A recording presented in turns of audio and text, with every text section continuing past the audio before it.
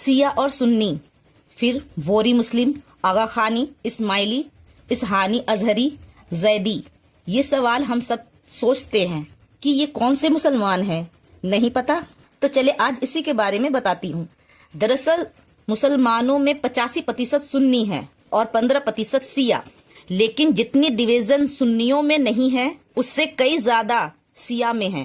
और ये जो मुसलमान है, भूरी मुस्लिम, आगा खानी, इस्माइली, इसना अजहरी, जैदी, ये सब सिया के रिलीजन है, उनके ग्रुप है। अब इसे कुछ इस तरह से समझे। सिया का मतलब होता है एक पार्टी, यानी हजरत मौला अली रजी अल्लाह ताला अन्हा की पार्टी। और आप सुने, जिस तरह सुन्नी खिलाफत की सिस्टम को मानता है, यानी आप सल्लल्लाहु अलैहि वसल्लम के बाद इस उम्मत के एक पॉलिटिकल लीडर, एक खलीफा होंगे, जैसे अबू बकर, उमर, उस्मान, अली रजी अल्लाह ताला अन्हो। लेकिन सिया खिलाफत के सिस्टम को नहीं मानते हैं, वो इमामत के सिस्टम को मानते हैं, जिसमें लीडर एक इमाम होगा जो अल्लाह के तरफ से भेजा हुआ होगा और आप सल्लल्लाहु अलैहि वसल्लम की फैमिली की तरफ से होगा। और पॉलिटिकल लीडर तो होगा ही, लेकिन स्पिरिचुअल लीडर भी होगा। तो अब इसी के चलते सिया अपना पहला इमाम हजरत मौला अली रजी अल्लाह ताला अन्हो को मानते हैं, दूसरा इमाम हसन अलैहिस्सलाम को मानते हैं और तीसरा इमाम हुसैन अलैहिस्सलाम को मानते हैं। तो बस यहाँ से आगे डिवीजन शुरू हो गया। लेकिन यहाँ पर अब एक चीज का ख्याल रखें कि सिया मुसलमानों में जितने बंटवारे हुए हैं वो बस एक चीज पर हुई है कि अगला इमाम कौन होगा। हजरत इमाम हुसैन अलैहिस्सलाम के बाद चौथे इमाम उसके बेटे जैनुल आबदीन थे, लेकिन कुछ लोग उन्हें इमाम नहीं मानते थे, बल्कि हजरत मौला अली अलैहिस्सलाम के एक और बेटे मोहम्मद बिन हनफिया को चौथा इमाम मानते थे और इन्हें कसानिया कहा जाता है। और ये आज ग्रुप खत्म हो चुका है और अब बच्चे जैनुल आबदीन के दो बेटे, उनमें से इब्ने अली को पांचवा इमाम माना और उन्हें जैदी सिया कहा गया। और आज जो यमन के यहूदी है वो जैदी सिया है। ये ग्रुप अपने अकीदे में सुन्नियों के सबसे ज्यादा क्लोज है। बाकी सिया लोगों ने जैनुल आबदीन के दूसरे बेटे मोहम्मद बिन अल बाकिर को अपना पांचवा इमाम माना। उसके बाद उनके बेटे जाफर अल सादिक को छठा इमाम बने। जाफर अल सादिक के भी दो बेटे थे, बड़े वाले इस्माइली और छोटे वाले मूसा अल काजिम। अब अगला इमाम इस्माइल ही बनते, लेकिन उनकी डेट जाफर अल सादिक से पहले हो गई, इसीलिए सातवें इमाम बने मूसा अल काजिम। लेकिन बहुत सारे लोगों ने इस्माइल और उनके नस्ल को अपना इमाम माना और इन्हें कहा गया इस्माइली सिया। इस ग्रुप ने फातिमी खिलाफत कायम की, लेकिन बाद में वही सवाल, नेक्स्ट इमाम कौन बनेगा। इस वजह से इसमें भी दो ग्रुप बन गए, पहला प्रिंस आका खानी और दूसरा ग्रुप मुस्ताली, जिनका ऐसा मानना है कि उनका इमाम तो जिंदा है लेकिन गायब है। और मुतलिक के लीडर को कहा जाता है दाई अल मुतलक, यानी इमामों के पहले लीडर जो आज है सैयदना अल मुफद्दल सैफुद्दीन। इन्हीं मुतलिक सिया के एक कम्युनिटी इंडिया में भी है, इन्हें भौरी मुस्लिम कहते हैं। और ये कम्युनिटी इंडिया के सबसे सक्सेसफुल बिजनेसमैन में से है। मेजोरिटी सिया ने सातवें इमाम इस्माइली को नहीं माना, बल्कि उसने मूसा अल काजिम को माना अपना इमाम, फिर उसके बेटे अली अल रिदा, देन मोहम्मद बिन तकी, फिर अली अल रिदा, फिर हसन बिन अजहरी एंड 12वें यानी फाइनली हजरत इमाम मेहदी अलैहिस्सलाम। जो इन 12 इमामों को मानते हैं उन्हें कहा गया इसना असरी। और ये सिया का सबसे बड़ा ग्रुप है और ये 85% सिया का मानना है कि 12वें इमाम यानी इमाम मेहदी अलैहिस्सलाम आज से 1200 साल पहले पैदा हो चुके हैं, लेकिन वो गायब है। लेकिन उनका ज़हूर कयामत के करीब होगा। लेकिन सुन्नियों का ये मानना है कि हजरत इमाम मेहदी अलैहिस्सलाम अभी पैदा नहीं हुए हैं। लेकिन अब सवाल ये है कि उम्मत में इतनी बड़ी दरार कैसे हुई। तो मुसलमानों के बीच इतनी बड़ी दरार शुरू कैसे हुई, तो चले बताती हूँ। आप सल्लल्लाहु अलैहि वसल्लम इस दुनिया से चले गए, लेकिन अपने पीछे किसी खलीफा को नामज़दा नहीं करके गए। तो अब सहाबाओं को इसकी फिक्र हो गई कि अगर जल्द किसी खलीफा को नहीं चुना गया तो ये उम्मत बिखर सकती है। تو صحاباؤں نے آپس میں بہت مشورہ کرنے کے بعد حضرت ابو بکر صدیق رضی اللہ تعالی عنہ کو اسلام کا پہلا خلیفہ چنا، اور اس وقت حضرت مولا علی رضی اللہ تعالی عنہ آپ صلی اللہ علیہ وسلم کو غسل دے رہے تھے، لیکن جب خلیفہ چنا جا رہا تھا تب حضرت علی مولا رضی اللہ تعالی عنہ وہاں پر موجود نہیں تھے اور نہ ہی ان سے کسی نے پوچھا، اور اب حضرت ابو بکر صدیق رضی اللہ تعالی عنہ خلیفہ تو بن گئے تھے، لیکن بہت سارے صحاباؤں کا یہ ماننا تھا کہ خلیفہ حضرت مولا علی رضی اللہ تعالی عنہ کو بننی چاہیے تھی، کیونکہ آپ صلی اللہ علیہ وسلم نے یہ فرمایا تھا کہ جس کا میں مولا اس کا علی مولا ہے۔ اور یہ سب ہونے کے بعد حضرت علی رضی اللہ تعالی عنہ نے حضرت ابو بکر صدیق رضی اللہ تعالی عنہ کی 6 مہینے تک ان کی بیعت نہیں کی تھی، کیونکہ انہیں گلا تھا کہ انہیں اتنے اہمیت والی کام میں پوچھا بھی نہیں تھا اور نہ ہی مشورہ لیا، اور پھر آخر میں حضرت مولا علی رضی اللہ تعالی عنہ نے حضرت ابو بکر صدیق رضی اللہ تعالی عنہ کی بیعت کر لی اور پھر سب صحیح ہو گیا۔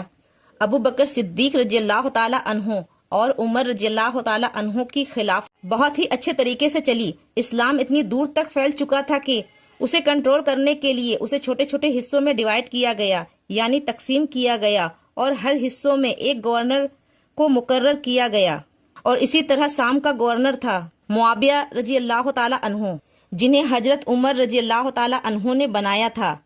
پھر اس کے بعد خلیفہ بنے عثمان رضی اللہ تعالی عنہ، جو بنو امیہ کے خاندان میں سے تھے، اور پھر درار یہیں سے شروع ہوا۔ لیکن ان کا سب سے خطرناک ڈیسیژن یہ تھا مروان بن حرقام کو اپنا سیکرٹری بنانا اور صلاح کار بنایا، اور آپ صلی اللہ علیہ وسلم نے مروان بن حرقام کو مدینے سے باہر نکال دیا تھا، کیونکہ اس نے آپ صلی اللہ علیہ وسلم کا مذاق اڑایا تھا، اور لوگ اس فیصلے سے حضرت عمر رضی اللہ تعالی عنہ سے ناخوش تھے، اور کچھ لوگ اس فیصلے کی وجہ سے ان سے بغاوت کر دی، اور پھر اس بغاوت کا نتیجہ یہ ہوا تھا کہ حضرت عثمان رضی اللہ تعالی عنہ کو شہید کر دیا گیا، اور اب خلیفہ بنتے ہیں حضرت مولا علی رضی اللہ تعالی عنہ۔ لیکن شام کے گورنر معاویہ رضی اللہ تعالی عنہ نے ان پر ایک الزام لگایا کہ انہوں نے قاتلان عثمان کو پناہ دی ہے، اور وہ تب تک مولا علی رضی اللہ تعالی عنہ کی بیعت نہیں کرے گا جب تک قاتلانہ عثمان کو سزا نہیں دیا جائے۔ لیکن اب حضرت علی رضی اللہ تعالی عنہ کا یہ کہنا تھا کہ پہلے میری بیعت کر لو، میری اتھارٹی کو تسلیم کرو، تاکہ امت میں بغاوت نہ پھیلے، ایک بارڈر بن جائے، اس کے بعد ہم قاتلانہ عثمان کو سزا دیں گے۔ اب یہ قاتلانہ عثمان والا ایشو اتنا بڑا بن گیا کہ مسلمانوں میں جنگ جمل اور جنگ صفین ہوئی۔ جنگ جمل میں مولا علی رضی اللہ تعالی عنہ کے خلاف عائشہ رضی اللہ تعالی عنہ، طلحہ اور زبیر رضی اللہ تعالی عنہ کھڑے ہو گئے، لیکن حضرت مولا علی رضی اللہ تعالی عنہ کی اس جنگ میں جیت ہوئی۔ جنگ صفین حضرت مولا علی رضی اللہ تعالی عنہ کے خلاف معاویہ رضی اللہ تعالی عنہ کھڑا ہوئے، اور دونوں طرف مسلمانوں کا بہت خون بہا۔ یہ جنگ حضرت مولا علی رضی اللہ تعالی عنہ جیتنے والی ہی تھی، لیکن معاویہ رضی اللہ تعالی عنہ کے سینک نے قرآن کو نیزے پر اٹھا لیا اور کہا قرآن ہمارے بیچ فیصلہ کرے گا۔ تو بس یہ ایک چیز کی وجہ سے حضرت مولا علی رضی اللہ تعالی عنہ کی سینکوں میں بھی پھوٹ پڑ گئی۔ کچھ لوگ کہنے لگے کہ یہ بس ایک ان کی چال ہے، لیکن کچھ لوگوں کا یہ کہنا تھا کہ کیونکہ قرآن بیچ میں آ گیا ہے اب ہم حملہ نہیں کر سکتے۔ تو لے دیکھ کے دونوں کے بیچ ایک صلح ہوئی، ایک ایگریمنٹ ہو گیا، لیکن اب اس صلح سے حضرت مولا علی رضی اللہ تعالی عنہ کے سینکوں کے ایک گروپ ناراض تھا، اور وہ حضرت مولا علی رضی اللہ تعالی عنہ اور معاویہ رضی اللہ تعالی عنہ یعنی ان دونوں کے خلاف ہو گیا، اور اس گروپ کو خوارج کہا گیا، اور انہی خوارجوں نے حضرت مولا رضی اللہ تعالی عنہ کو شہید کیا تھا۔ حضرت مولا علی رضی اللہ تعالی عنہ کے وفات کے بعد کوفہ کے لوگوں نے ان کے بیٹے حسن رضی اللہ تعالی عنہ کو اپنا خلیفہ بنایا، لیکن معاویہ رضی اللہ تعالی عنہ اس سے بھی ناخوش تھے، تو ان کی سینک کوفہ کی طرف چل پڑی، اور مسلمانوں میں پہلے سے ہی بہت خون خرابہ ہو چکا تھا۔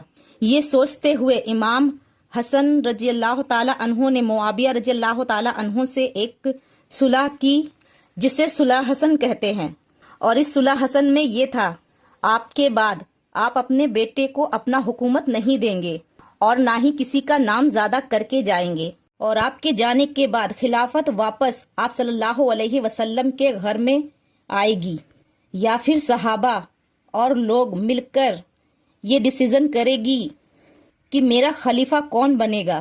اور حضرت معاویہ رضی اللہ تعالی عنہ نے یہ صلح کو مان لیا۔ تو اب ان کا دور شروع ہو گیا، جو اگلے 30 سالوں تک چلی۔ اب جب ان کی موت کا وقت قریب آیا تو انہوں نے یہ صلح کیا ہوا وعدہ توڑ دیا اور اپنے بیٹے یزید کو حکمرانی کے لیے نامزدہ کر دیا۔ ان کے اس فیصلے کی وجہ سے خلافت ملکیت میں بدل گئی اور انہوں نے صلح حسن کو توڑ دیا۔ اب جب یزید حکمران بنا تو انہوں نے امام حسین رضی اللہ تعالی عنہ کے چھوٹے بھائی امام حسین رضی اللہ تعالی عنہ کو مدینے میں اتنا پریشرائز کیا اور ان پر اتنا دباؤ ڈالا کہ وہ یزید کی بیعت کر لے، ان کی پوری حکومت پوری طاقت سے پختہ ہو جائے۔ لیکن حضرت امام حسین علیہ السلام ایسا کس لیے کرتے اور کیوں ہی کرتے؟ حضرت امام حسین علیہ السلام نے انہیں صاف منع کر دیا، اور پھر یزید نے حضرت امام حسین علیہ السلام کو اتنا پریشرائز کیا، انہوں نے کوفہ چھوڑ کر مدینے چلے آئے اور پھر مدینے سے مکہ میں رہنے لگے۔ لیکن اب انہیں کوفہ سے بہت سارے خط آئے اور کوفہ سے بہت سارے لوگ حضرت امام حسین علیہ السلام سے بہت ہی ہمدردی رکھتے تھے، کیونکہ حضرت مولا علی رضی اللہ تعالی عنہ نے اپنی خلافت وہیں سے شروع کرتے تھے، اور کوفہ کے لوگ حضرت امام حسین علیہ السلام کو کوفہ بلا رہے تھے تاکہ انہی کے خلافت میں یزید کو حکمرانی سے ہٹایا جائے۔ ان خطوں میں سے بڑی ہی منتوں والے خط بھی آئے۔ اس کے بعد حضرت امام حسین علیہ السلام نے اپنے فیملی کے ساتھ کوفہ روانہ ہوئے، لیکن یزید کو جیسے ہی اس بات کا پتہ چلا، انہوں نے اپنی پوری طاقت کوفہ والوں پر لگا دی اور کوفہ والوں کو بہت ہی بری طریقہ کے ساتھ دبایا، ان پر بہت زیادہ ظلم کیا، اور امام حسین علیہ السلام اور ان کے گھر والوں کو کربلا کے میدان میں ہی روک لیا گیا، اور پھر ہوئی کربلا کی جنگ، جہاں پر اس امت نے نبی پاک صلی اللہ علیہ وسلم کے اولاد کو مسلمانوں کے ہی ہاتھوں سے شہید ہوتے ہوئے دیکھا ہے۔ اب یہ سوال ہے کہ جو وہ چھوٹی سی اور ہلکی سی درار حضرت ابو بکر صدیق رضی اللہ تعالی عنہ کے زمانے میں پڑی تھی، اور مولا علی رضی اللہ تعالی عنہ کے زمانے میں وہ تھوڑی اور بڑی ہوئی اور گہری ہوئی، اور پھر کربلا میں وہ درار اتنی بڑی اتنی گہری ہو گئی کہ اس امت کے یعنی مسلمانوں کے 2 ٹکڑے کر دیے۔ یہ ایک ایسی راجنیتی تھی جو آگے چل کر ریلیجن کا مسئلہ بن گیا، اور یہی سچ ہے، اب چاہے جسے بھی برا لگے۔